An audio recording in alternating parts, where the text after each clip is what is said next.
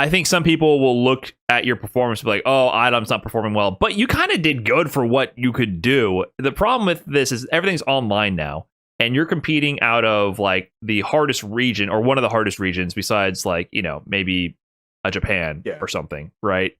US East has you, Punk, Mena RD, Knuckle Dude. Like, it's an insanely stacked region, and you have to qualify within your region or win one of the 3 events, which is like, okay. Yeah.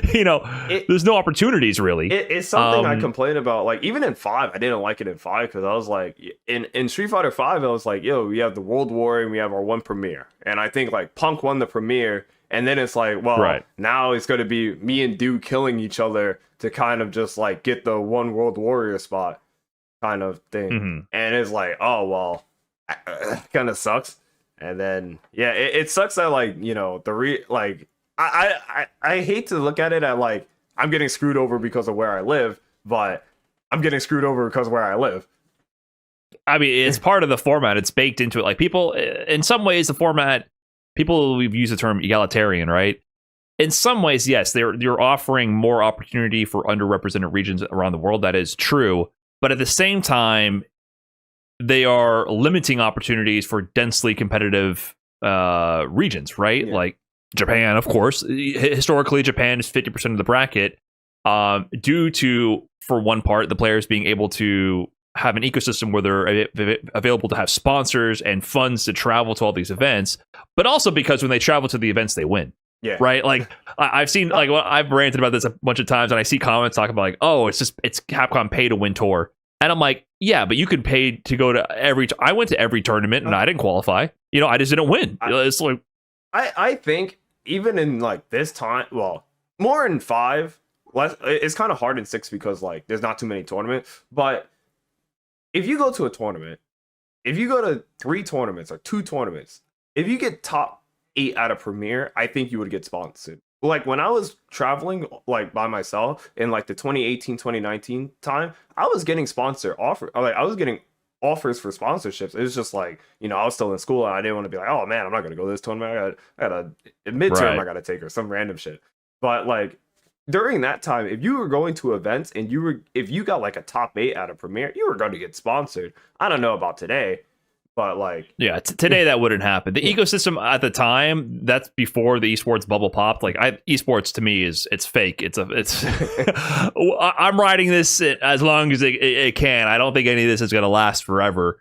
And ironically, I do think the FGC is better situated with how more grassroots it is still to this day. Yeah. I think it's in a much better position to be more sustainable because it's, no one's making money really, right? So it doesn't cost as much to operate.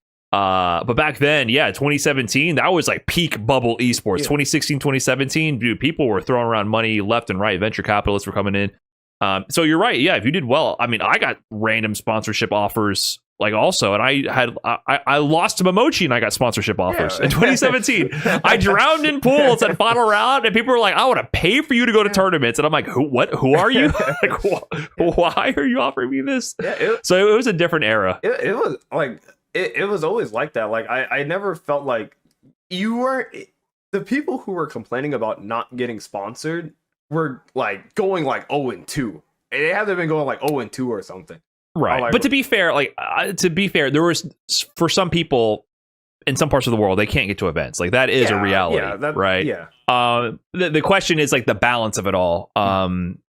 Like, and also, I talk about like the pillars of what make a good format. And it's like, there's availability, logistics, egalitarianism, whatever. And then there's entertainment, and then there's competitive integrity. Like, there's multiple things to balance when trying to make the perfect format. And I just feel like right now, and I think a lot of people agree, it's gone too far in terms of accessibility for certain regions to the point where it's harming the ecosystem because people in really strong regions are having opportunities stripped from them because of where they live and then given to other people, which is good to do. It's good to give regions access, but there just needs to be the right balance for entertainment, first of all, and storylines and just seeing people's faces. Like, there has to be some kind of balance established so that this is sustainable and brings people in. I think me and Problem talked about this one Capcom Cup. I don't remember what Capcom Cup it is. I don't like not even to throw shade, but I don't like watching a Capcom Cup where I'm watching and I'm like, there's people I can 10-0 in this bracket. Mm. So like, I think that's so. I don't think that's good for like the players at home. Are people losing like opportunity for like, just trying to build Right. like a, not saying like, oh, I should definitely be in Capcom Cup, but like even then, like I don't want to watch somebody who like is fodder. That's the perfect word, fodder. Like they're going to be fodder Right. at the end of the day. Yeah, I mean, there's that's not to say that there's never a time someone unknown will win. I mean, Uma won. Yeah. I disagree with like the whole people try to paint that as a super Cinderella story. I think he was an unknown player to the vast majority of audiences because of this format. But he's from Taiwan. He's, gamer. We've seen champions come from this region before, and he's training with Chris Wong every day. And you know what I mean? He's not from an unknown region. I think every premiere this season. He went to all of them. Yeah, he just got like 65th. Yeah. So yeah, I knew about Uma. I was, like I said, I was shocked when he won myself. Yeah. But even at the same time, it's just like. It wasn't I can't get to the premieres, so they gave my region an opportunity story. Yeah, it wasn't that. Because he went to the premieres. Yeah, he went to all of them. I mean, what did he get? We sort by tier in 2023. So he went to EVO. He got 25th, which is a good placing. Not bad. Right? It's not bad. Out of 7,000 people. Strong player. Singapore offline, he got 64th, and then France, he got 64th. So he's like, okay, he's in the competitive sphere. He's not winning, but to spin that narrative as, oh, thank God somebody gave Uma a chance to qualify. It's like, well, based on the offline format, he did everything he could possibly do to qualify offline. Yeah, he just didn't win, right? So is your narrative or your reasoning, we need to give underrepresented regions a spot, or is it more that there's not enough offline events? Maybe if there was more offline events, maybe he would have turned it up and won. Like, what is you can't really use him as an example to support the World Warrior format, I don't think. Like I don't really feel like it works for that, because then you look at the actual regions that actually have players that can never go to tournaments because of the funds or whatever. Historically, they get beat badly. There hasn't been a Cinderella story, and to me the Cinderella story is safe. Right? From Canada, he got in through the Canadian World Warrior. He got top 8. That to me is an underrepresented region that actually made waves. So yeah, maybe long term it can grow these scenes. Like, I'm wondering what Capcom is thinking. Like, maybe the infrastructure will build. Oh, we always get a player to go to Capcom Cup. Let's keep building the scene. I feel like it's like a leech. So like, you send one guy from an unknown region to Capcom Cup. He goes there, he gets beat, but you learn all this stuff from all the people you're losing to, and you take it back to your region, and then you help the region get better. But I don't feel like that works like that. That's like it's not gonna grow. You need like a whole bunch of people to go and take what they've learned from playing other people and get better at it. I think it's better to send like one player to an unknown region, so all the people in the region could play that one person, than to send one person to a shark pool and just watch them drown. Yeah, I think the format. The problem is accessibility. I think when they did CPT events and less represented regions, and then like a Tokido showed up, that did way more for the scene in that region than sending one representative there and have them die in the group stages. And no one really cares. No one has seen them before this. They don't know who they beat to qualify. They don't know where they stand internationally. And then it usually just ends up with like the uninformed audience clowning on the player in the Twitch chat, which I think is terrible, because I want these players to have opportunities. I want these players to be respected, because they are strong. I do want to like emphasize that they are strong, but there's tiers to strength. And if you're in a region where you don't get to play super strong players, it's super unlikely you're going to reach that level out of nowhere. It does happen, and it can happen. And there might be a time, maybe this World Warrior, who knows, that some guy from some region we never thought of wins the whole thing and is godlike and consistently wins.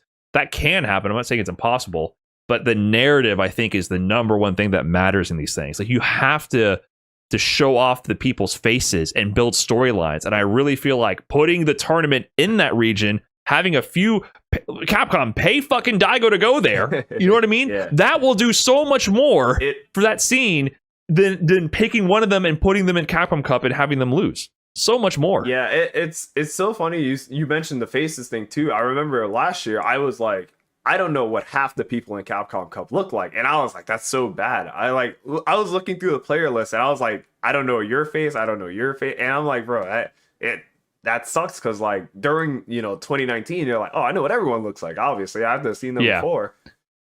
Yeah, you can build familiarity with them over the season. Yeah. And so I do think we need to give accessibility to more parts of the world, but it has to be done at less of a cost to super stacked regions. It also has to be more valuable to the underrepresented regions. I don't think this is that valuable right now. And I think it's hurting the entertainment package for the viewers at home. I think people are becoming less and less interested in the Capcom Pro Tour, quite frankly. Like I feel the vibe is not right in my gut. I feel like something is not going in the right direction. So and you were impacted by that, like what you're mentioning, because people look at I hear people talk about your results in 2023, and I'm like, you did pretty good. You were just in a hard fucking region, and you don't get to go to that many tournaments because there are not that many tournaments. Not many you got 4th place in the World Warrior Regional Finals, and ahead of you is Punk, Knuckledew, and Mena RD. And I'm like, this sounds to me like Street Fighter 5. Those are the same 4 people in Street Fighter 5 that were trading wins, like it. So what do you think about that? It sucks because like even now, because like going to these events, like I don't feel like I have bad tournament results, but it's like we're in such a if you don't win, who cares kind of like a format, and I'm like, that's so bad, and it's so unfun because like top 8s don't matter, no tournament matters. I don't want to hear you talk about anyone unless they win, which kind of sucks because like you got to build up like a storyline or like somebody, hey, I got top 8, I did pretty good, versus like, oh, you didn't win, sucks to suck. Yeah, winner take all mentality I think is really bad for the scene because you have to give some consolation prize or some incentive for people to dedicate so much time, effort, money, their own funds. You have to give some kind of carrot to people to go. And we've already seen the issue with that. Or that was another part of my rant is people don't travel anymore. Like there's no internationals traveling because it doesn't make sense economically. I mean, first of all, for Japanese players, like their economic situation is very bad right now. The yen is very weak. It costs way more money to travel the world. But also like if you don't win, you're last.